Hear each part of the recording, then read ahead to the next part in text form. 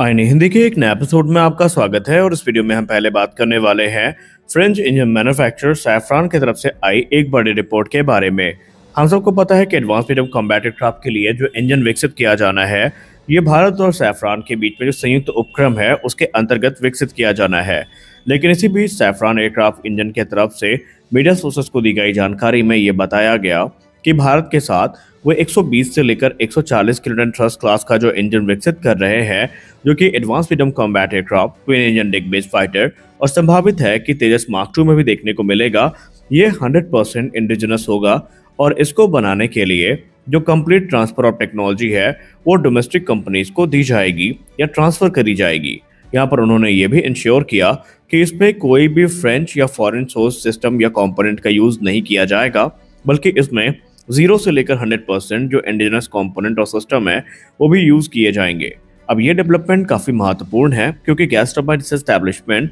और सैफरन के बीच में जो जॉइंट वेंचर है इसमें तकरीबन $7 बिलियन की जो इन्वेस्टमेंट है वो होनी है, जहां पर हम एक ऐसे इंजन को डेवलप करने वाले हैं जो आने वाले भविष्य में एडवांस मीडियम कॉम्बैट एयरक्राफ्ट के साथ साथ हमारे जो दूसरे फाइटर जेट्स हैं उनको पावर करने का काम करेगा। मीडिया सोर्सेस को दी गई जानकारी में ये भी बताया गया कि जो नेगोशिएशन है इंजन को लेकर के ये फाइनलाइज हो चुके हैं और जो ब्लूप्रिंट है वो तैयार हो रहा है कि कैसे चरणबद्ध तरीके से चीज़ों को लोकलाइज किया जाएगा, कैसे सप्लाई चेन को लोकलाइज किया जाएगा और इसके अलावा जो advance single crystal turbine blades हैं और दूसरी जो एडवांस टेक्नोलॉजी है वो कैसे भारत में लाई जाएगी, इसमें जो काम है वो चल रहा है। और यह सब कुछ भारत के बॉर्डर के अंतर्गत होगा, यानी भारत में ही चीज़ें बनाई जाएंगी और हर चीज़ लोकली मैन्युफैक्चर करी जाएगी और इंटायर सप्लाई चेन जो है ये भारत के अंदर ही स्टैब्लिश करी जाएगी। इसके बहुत सारे बेनिफिट हैं जिसको हम आगे चल के डिस्कस करेंगे। वहीं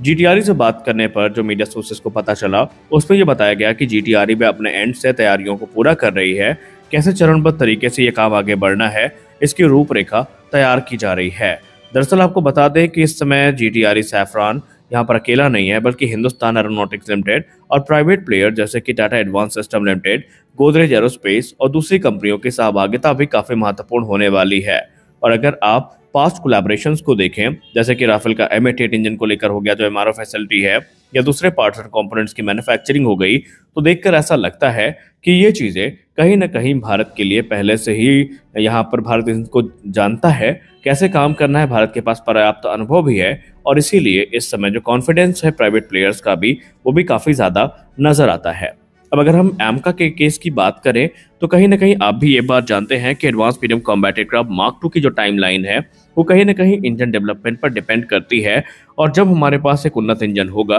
तभी हम ये कह सकते हैं कि advance medium combat aircraft mark 2 जो है ये हमें बनता दिखाई पड़ेगा। और मार्क 2 की जहां तक बात रही तो ये भारत के एयरक्राफ्ट मैन्युफैक्चरिंग के लिए एक मील का पत्थर साबित होगा, क्योंकि हम पहली बार ऐसा एयरक्राफ्ट बनाने जा रहे हैं जो कि सुपर क्रूज करने में कैपेबल होगा, जिसके पास खुद के इंटरनल वेपन बेस होंगी और 1500 किलोमीटर की कॉम्बैट रेडियस होगा और ये कैपेबिलिटीज कहीं ना कहीं भारत के लिए गेम चेंजर साबित होंगी। हालांकि इस एयरक्राफ्ट के दो डिफरेंट वेरिएंट्स हमें देखने को मिलेंगे। पहला जो वेरिएंट होने वाला है वो basically general electric F4 engine से पावर्ड होगा, जो कि 98 किलोन्यूटन का थ्रस्ट जनरेट करने में सक्षम है और इन्हें हम एमका मार्क 1 के नाम से जानेंगे, जबकि मार्क 2 जो है वो 120 से 140 किलोटन थ्रस्ट क्लास के इंजन से पावर्ड होगा और ये बेसिकली कह सकते हैं कि सुपर एमका की संज्ञा भी इसको दी जा सकती है। और सबसे खास बात तो ये है कि यहाँ पर जो इंजन यूज़ किया जाएगा वो सिर्फ अब एमका में ही यूज़ नहीं किया जाएगा, बल्कि आने वाले भविष्य में ये भी लगभग कंफर्म हो चुका है कि twin engine deck based fighter में भी सेम इंजन यूज़ किए जाएंगे।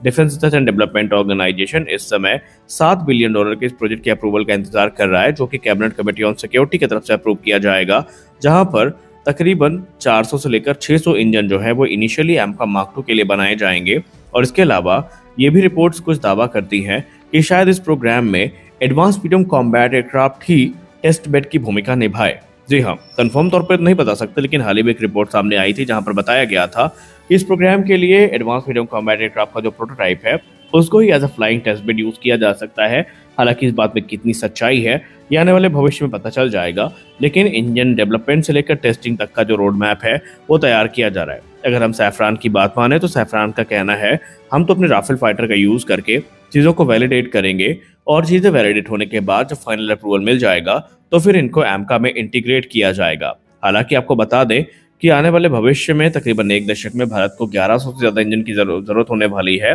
जो कि एमका से लेकर दूसरे फाइटर जेट से भी संबंधित होंगे। और कुछ रिपोर्ट तो ये भी कहती हैं कि जो हमारा twin engine deck based fighter है उसके साथ साथ आने वाले भविष्य में जो तेजस मार्क 2 के लेटर बैचेज होंगे उनमें भी इंजन अपग्रेड